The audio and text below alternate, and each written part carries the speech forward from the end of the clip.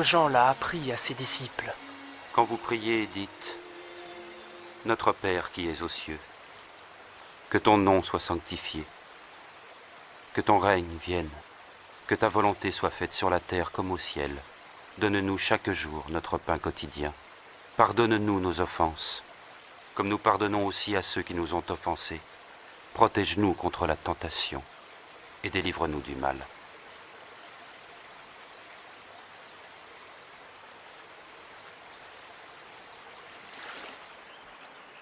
Demandez et vous recevrez. Cherchez et vous trouverez. Frappez et l'on ouvrira la porte. Car tout homme qui demande reçoit. Celui qui cherche trouvera. Et à celui qui frappe, on ouvrira la porte.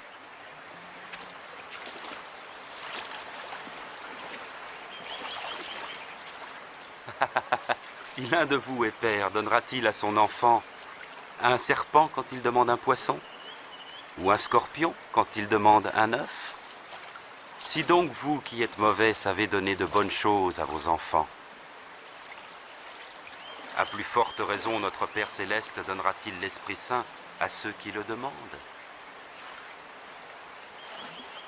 Je vous le dis, ne vous demandez pas qu'allons-nous manger? Avec quoi allons-nous nous habiller? Car la vie est plus que la nourriture, et le corps plus que le vêtement. Observez les corbeaux. Ils ne sèment, ni ne moissonnent, ils n'ont ni cellier, ni grenier, et Dieu les nourrit. Et ne valez-vous pas bien plus que les oiseaux?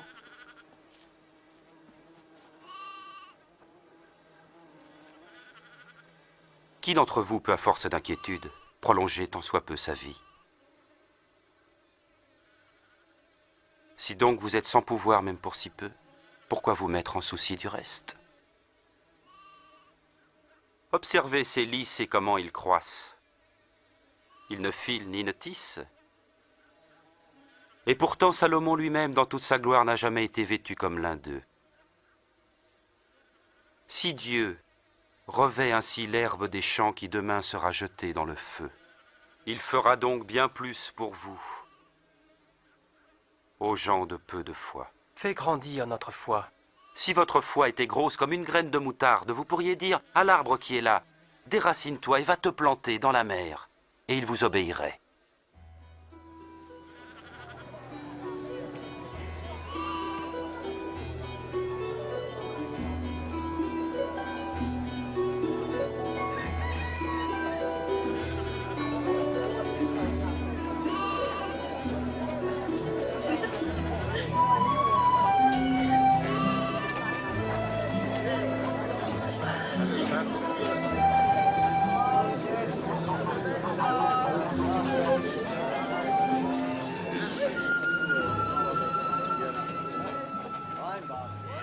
Il y aura toujours des occasions de chute, mais malheur à qui en sera la cause.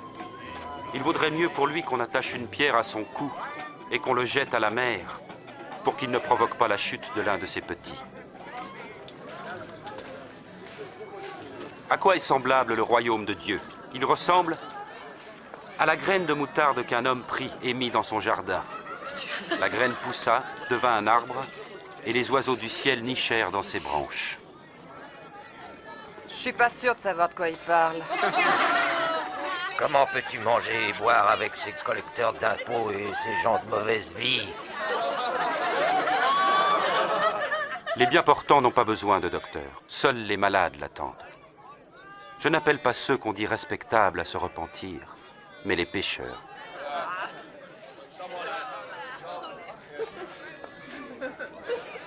Parle-nous du royaume de Dieu.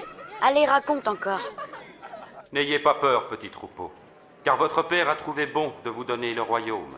Vendez ce que vous possédez et distribuez-en le produit aux pauvres. Constituez-vous dans les cieux un trésor inaltérable et qui ne s'épuisera pas. Aucun voleur ne pourra l'atteindre et aucune mythe l'entamer. Car là où est votre trésor, là aussi sera votre cœur.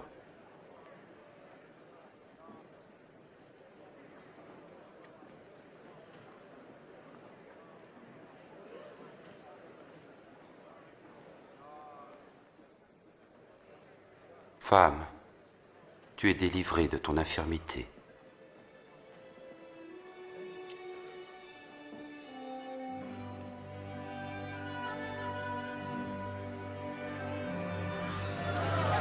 Regardez, elle est guérie.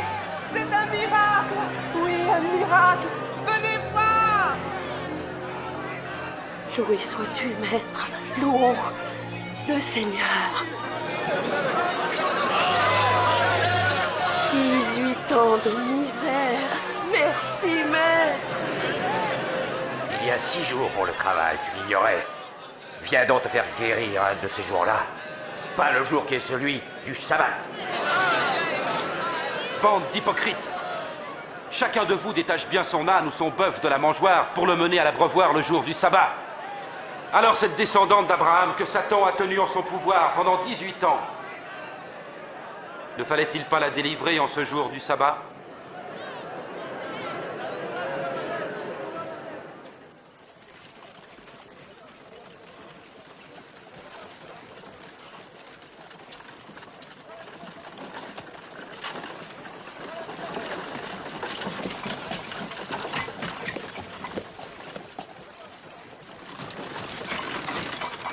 Ô bon maître, que dois-je faire pour obtenir la vie éternelle? Pourquoi m'appelles-tu bon? Personne n'est bon, sinon Dieu seul. Tu connais les commandements. Tu ne commettras pas d'adultère. Tu ne tueras pas, ne porteras pas de faux témoignages. Tu respecteras ton père et ta mère. Depuis ma jeunesse, j'ai obéi à tous ces commandements. Il te reste encore une chose à faire. Vends tout ce que tu as et distribue le produit aux pauvres, et tu auras un trésor au ciel. Ensuite, viens et suis-moi. Mais nous sommes des marchands et riches. Qu'il est difficile pour les riches d'entrer dans le royaume de Dieu. Oui, vraiment, il est plus difficile à un homme riche d'entrer dans ce royaume qu'à un chameau de passer dans le trou d'une aiguille. Mais alors, qui peut être sauvé? Ce qui est impossible aux hommes est possible à Dieu. Mais en fait, où sera-t-il le royaume de Dieu? Le royaume de Dieu ne viendra pas d'une façon spectaculaire. Et personne ne dira « Regardez, il est ici ou il est là ». Car le royaume de Dieu est au milieu de vous. Le temps viendra où vous désirez voir un seul des jours du Fils de l'homme, mais vous ne le verrez pas. En effet, quand le Fils de l'homme reviendra, il sera comme l'éclair qui jaillit d'un point à l'autre du ciel et illumine tout l'horizon. Mais il faut d'abord qu'il souffre et qu'il soit rejeté par les gens d'aujourd'hui.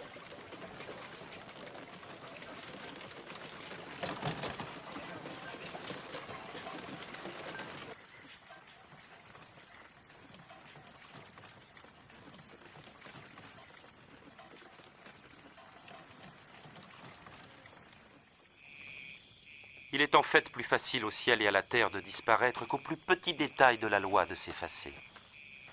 Bien des prophètes et des rois auraient voulu voir ce que vous voyez, mais ne l'ont pas vu. Entendre ce que vous entendez, mais ils n'ont rien entendu. Que devons-nous faire? Dans la loi, qu'est-il écrit? Et comment la comprends-tu? Ton Seigneur Dieu, tu aimeras de tout ton cœur, de toute ton âme, de toutes tes forces et de toute ta pensée. Et tu aimeras ton prochain comme toi-même. Tu as raison, fais cela et tu vivras. Mais qui est mon prochain? Pas ces soldats-là. Et que dire de César? Un jour, un homme descendait de Jérusalem vers Jéricho. Des brigands l'attaquèrent. Il fut dépouillé, frappé et abandonné à moitié mort. Il se trouva qu'un prêtre passait sur cette route. Il vit l'homme, il l'évita et passa de l'autre côté. De même, un serviteur du temple passa, vit l'homme, s'écarta et s'éloigna rapidement. Mais un étranger méprisé, un Samaritain, voyageait par là et trouva l'homme. Quand il le vit, il éprouva une grande pitié. Il s'approcha de lui, pansa ses plaies en y versant de l'huile et du vin, le chargea sur sa propre monture, le conduisit à une auberge et prit soin de lui. Le lendemain, il donna 2 pièces d'argent à l'aubergiste et lui dit « Prends soin de lui. Et si tu dépenses quelque chose de plus, c'est moi qui te rembourserai quand je repasserai. » À ton avis, lequel des 3 passants s'est montré le prochain de l'homme attaqué par les brigands? Celui qui était bon. Alors faites de même. Ah. Laissez les petits-enfants venir à moi, ne les empêchez pas, car le royaume de Dieu appartient à ceux qui leur ressemblent. En vérité, je vous le dis, celui qui ne reçoit pas le royaume de Dieu comme un petit enfant n'y entrera jamais. Qui accueille cet enfant en mon nom m'accueille moi-même. Ainsi, il accueille aussi celui qui m'a envoyé. Car le plus petit d'entre vous tous est le plus grand.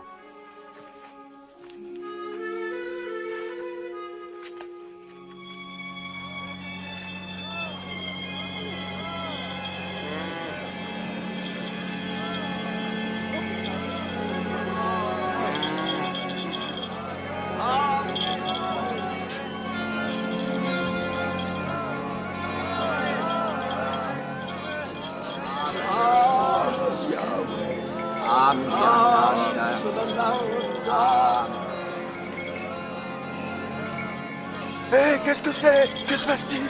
C'est Jésus de Nazareth qui passe par là.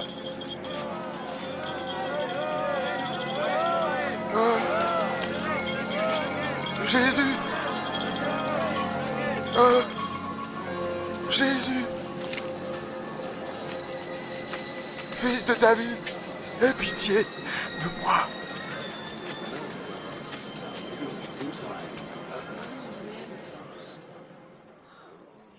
Que veux-tu que je fasse pour toi? Je veux voir à nouveau.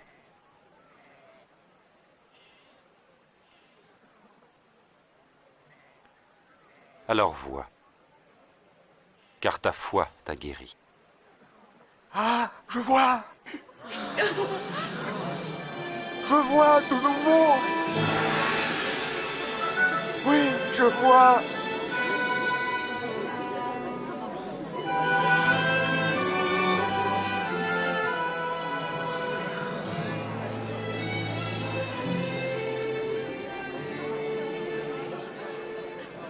Alors que Jésus faisait route vers Jérusalem, des foules venaient à sa rencontre.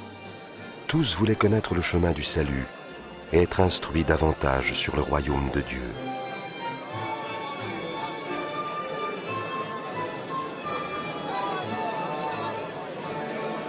Cet homme est vraiment un prophète. Seigneur, maître, sauve-moi!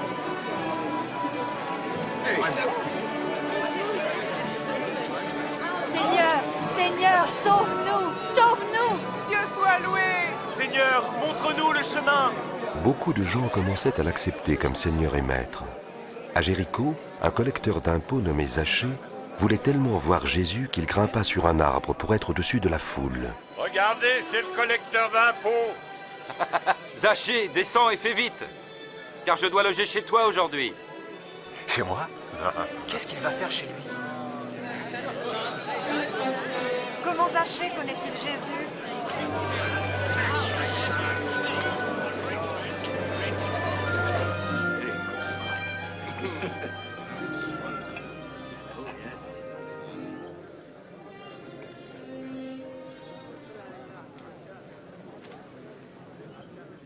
Voilà. Je donne la moitié de mes biens aux pauvres. Et puis, si j'ai escroqué quelqu'un, je promets de rendre 4 fois plus.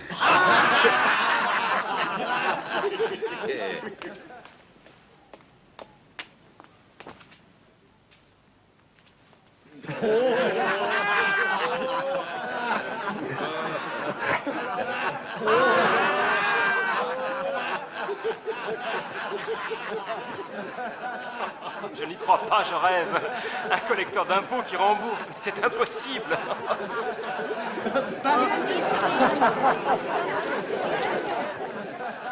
Le salut vient d'entrer dans cette maison, car cet homme lui aussi est un descendant d'Abraham. Le Fils de l'homme est venu chercher et sauver ce qui était perdu.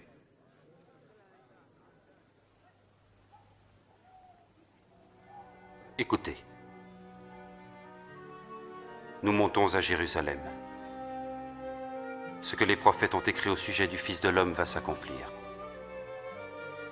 En effet, il sera livré aux païens, soumis aux moqueries. On l'insultera, on crachera sur lui. il sera fouetté et mis à mort.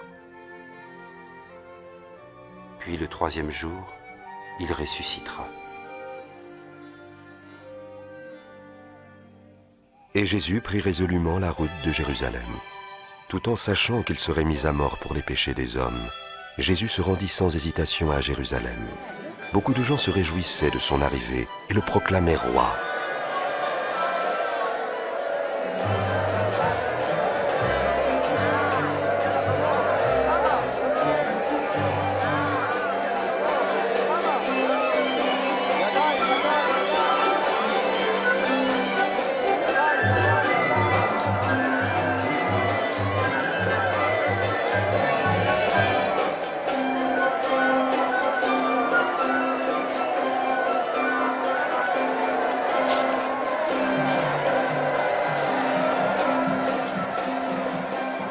Maître, demande à tes disciples de faire moins de bruit. Je te le dis, si jamais ils se taisaient, ce seraient les pierres qui crieraient de joie.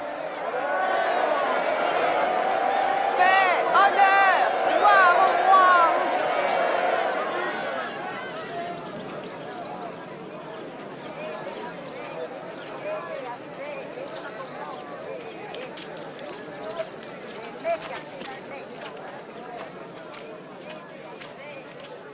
Quand il approcha de la ville et qu'il l'aperçut, il pleura sur elle.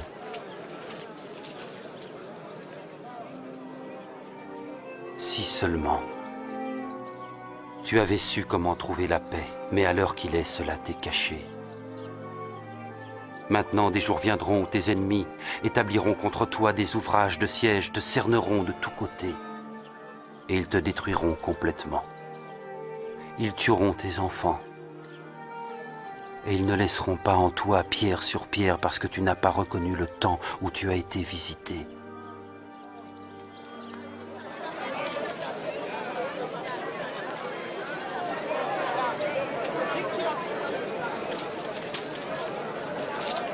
Le temple de Jérusalem était devenu un marché plutôt qu'une maison de prière.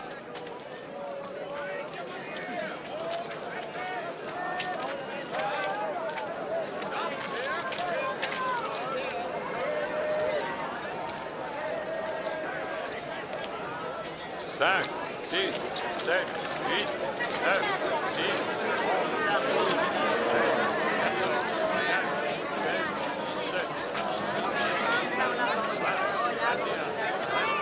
23, 24, 25.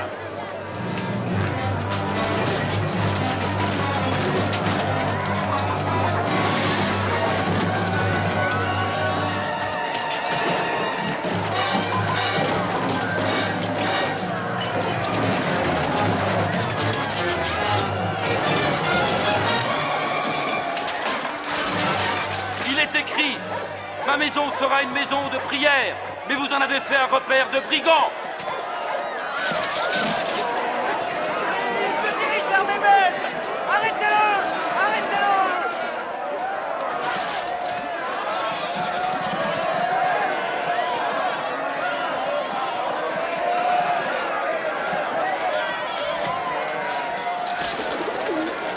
Vite!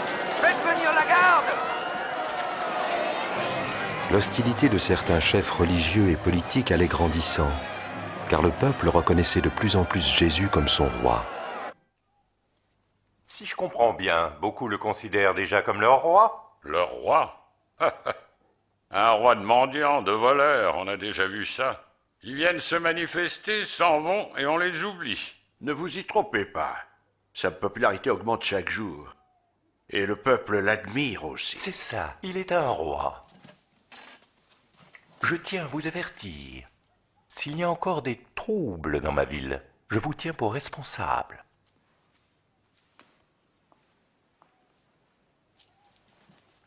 Il a peut-être raison. Il est temps de confronter ce Galiléen. À mesure que Jésus lançait ses attaques contre la clique hypocrite des chefs religieux et des anciens, sa popularité ne faisait que s'accroître, et l'hostilité de ses ennemis en faisait autant. Dans le temple, Jésus vit une veuve très pauvre qui déposait en guise d'offrande 2 petites pièces de cuivre. Allez, donne un peu plus. En vérité, Cette pauvre veuve a donné bien plus que tous les autres, car tous ont pris sur leur superflu pour mettre dans les offrandes. Mais elle, dans sa misère, a donné tout ce qu'elle avait pour vivre. Dis-nous, de quel droit agis-tu de la sorte? Qui donc t'y autorise? Je vous réponds par une question. C'est avec quelle autorité que Jean a baptisé, celle de Dieu ou celle des hommes?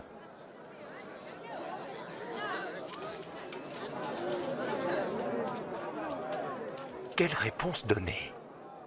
Si nous disons avec celle de Dieu, il va nous répondre alors... Il fallait croire Jean.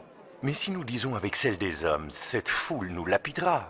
Ils croient tous que Jean était un prophète. Nous ne le savons pas vraiment. Alors je ne vous dirai pas de qui je détiens mon mandat.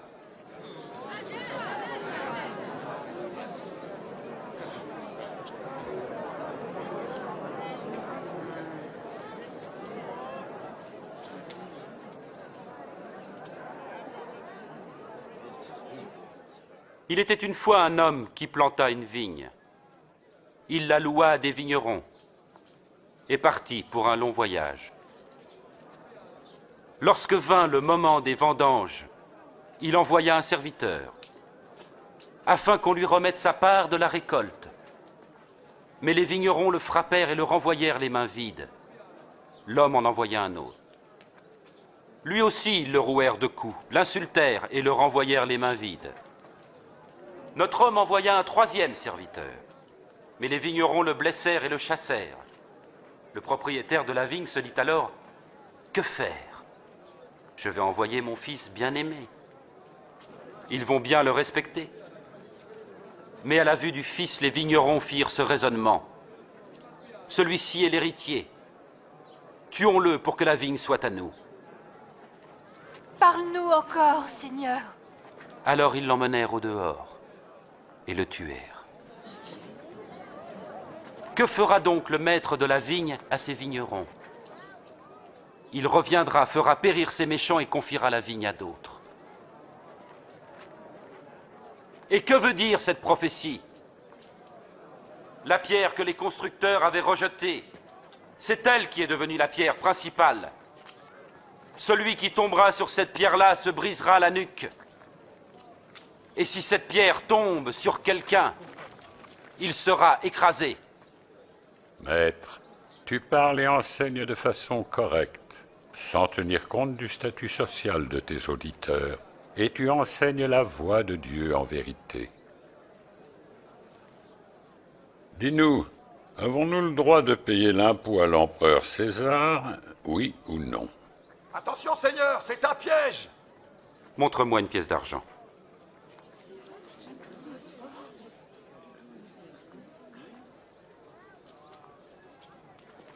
De qui porte-t-elle l'effigie et l'inscription? César! Alors rendez à César ce qui est à César, et à Dieu ce qui est à Dieu. Que répondez-vous à cela? Maintenant, le jour de la Pâque approchait. C'était la fête des pains sans levain.